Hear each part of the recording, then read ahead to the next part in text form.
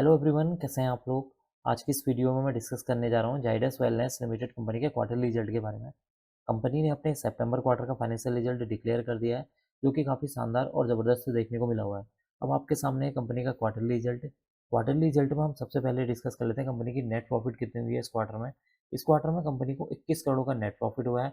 अगर हम इस रिजल्ट को कंपेयर करते हैं प्रीवियस ईयर के साथ, तो प्रीवियस ईयर में जो सितंबर 2023 में जो नेट प्रॉफिट था वो 6 करोड़ था। इसका मतलब है कि कंपनी का अगर नेट प्रॉफिट को आप ईयरली वाइज कंपेयर करते हैं, तो इसमें एक आपको अच्छी खासी जंप नज़र आ रही है, जो कि इसके लिए क्या है, एक पॉजिटिव पॉइंट है।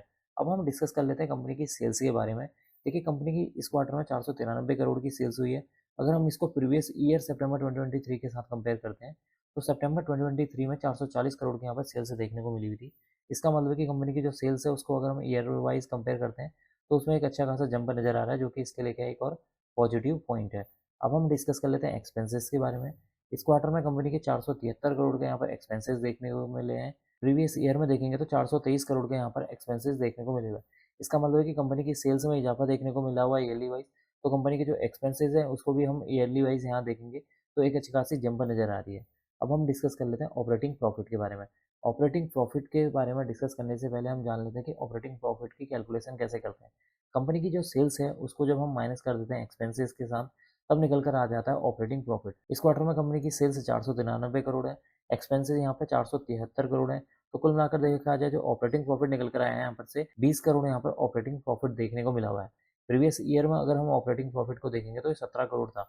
इसका मतलब है कि कंपनी का जो ऑपरेटिंग प्रॉफिट है, अगर हम उसको ईयरली वाइज देखते हैं तो इसमें भी एक अच्छी खासी जंप नजर आ रही है, जो कि इसके लिए क्या है, एक और पॉजिटिव पॉइंट है। बात कर लेते हैं ऑपरेटिंग प्रॉफिट मार्जिन परसेंटेज के बारे में। ऑपरेटिंग प्रॉफिट मार्जिन परसेंटेज को जानने से पहले हम जान लेते हैं कि इसकी कैलकुलेशन कैसे की जाती है। कंपनी का जो ऑपरेटिंग प्रॉफिट है उसको जब हम डिवाइड कर देते हैं कंपनी की सेल्स के साथ और मल्टीप्लाई कर देते हैं 100 से, तब जाकर निकल कर आ जाता है ओपीएम परसेंटेज।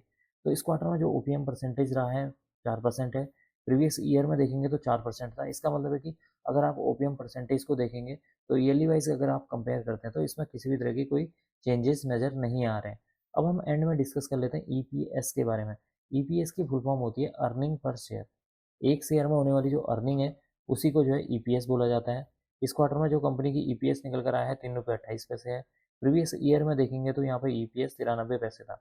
इसका मतलब है कि ईपीएस को भी अगर आप ईयरली वाइज कंपेयर करते हैं तो इसमें एक अच्छी खासी जंप नज़र आ रही है, जो कि इसके लिए एक और पॉजिटिव पॉइंट है। कुल मिलाकर देखा जाए जो रिजल्ट है काफ़ी शानदार और ज़बरदस्त देखने को मिला हुआ है। अगर हम ईयरली वाइज देखेंगे रिजल्ट को, काफ़ी शानदार और ज़बरदस्त देखने को मिला हुआ है।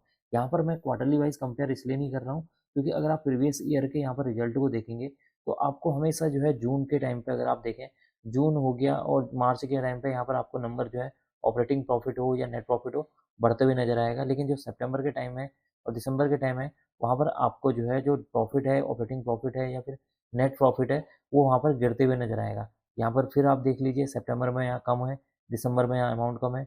यहाँ फिर आप देखेंगे जून में जो है अमाउंट ज़्यादा है और मार्च में ज़्यादा है, जिसकी वजह से इस क्वार्टर का जो रिजल्ट है उसको मैंने सीधे प्रीवियस ईयर के रिजल्ट के साथ कंपेयर किया है।